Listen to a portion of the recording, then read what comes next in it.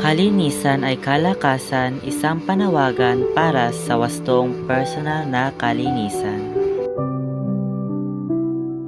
Magandang umaga sa inyong lahat. Narito ako ngayon upang pagsapan ng isang mahalagang pundasyon ng ating kalusugan na madalas nating nakakaltaan. Ang hygiene o kalinisan.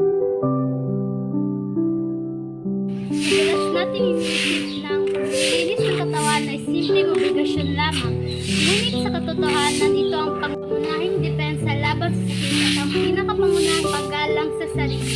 Sa kampanyang ito, hindi lamang tayo nag-uusap sa pagiging mabango, nag-uusap din tayo sa pagiging ligtas at handa.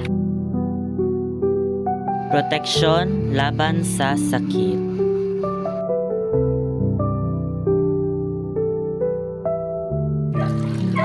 Ang alcohol ang pangunahing ginagamit natin sa pakikisalamuha ng mundo. Ngunit ito rin ang pangunahing dinadala ng mga germs at bacteria. Ang mga simpleng hakbang katulad ng tamang paghuhugas gamit ang sabon sa loob ng 20 segundo ay kayang magpababa ng bakta ng infeksyon sa baga at tiyan. Ang wastong hygiene ang pinakamura at pinaka-epektadong bakuna na mayroon tayo. Pagpapataas ng kumpiyansa sa sarili.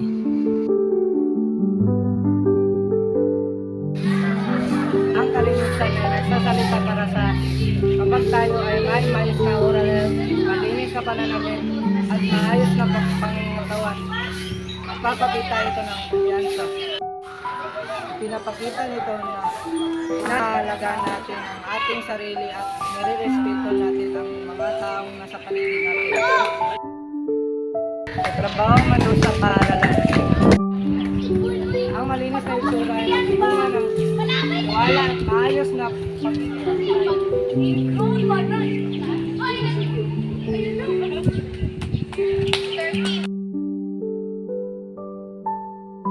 Proteksyon para sa lahat. Kalinisan ay responsibilidad para sa nakakarami. Kapag pinanatili mong malinis ang iyong katawan, hindi lamang sarili mo ang iyong pinoprotektahan.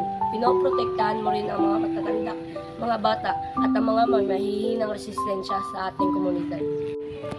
Ang iyong malinis na kamay ay maaaring maging dahilan upang hindi magkasakit ang ibang tao. Kalinawan ng isip.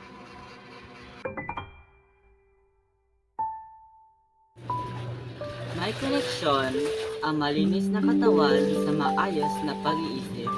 Ang rutinang pag-aalaga sa sarili ay nagbibigay ng disiplina.